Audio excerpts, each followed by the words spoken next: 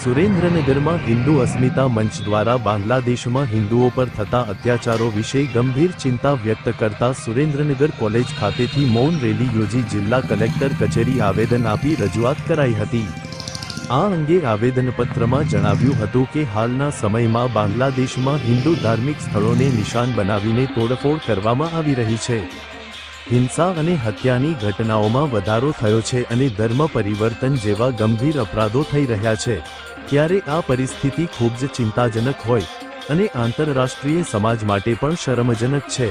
આવેદનપત્ર આપી જણાવ્યું હતું કે સરકારની જવાબદારી છે કે તે પોતાના નાગરિકોની સુરક્ષા કરે અને કોઈપણ પ્રકારના અત્યાચારોને રોકવા માટે કાયદા અને વ્યવસ્થાની સ્થિતિમાં સુધારો કરે સહિતની માગણીઓને ગંભીરતાથી લઈને યોગ્ય પગલાં લેવા જણાવવામાં આવ્યું હતું। આ તકે મોટી સંખ્યામાં હિન્દુ અસ્મિતા મંચના કાર્યકરો ઉપસ્થિત રહ્યા હતા।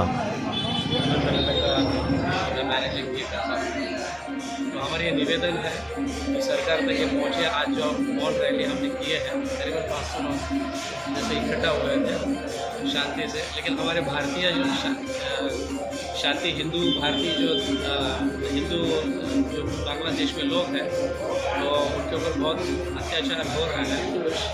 इसका योग मार्ग निकाले, इसलिए हम ये पहुँचाने के लिए सरकार तक पहुँचाने के लिए रैली निकालें। हरे कृष्ण।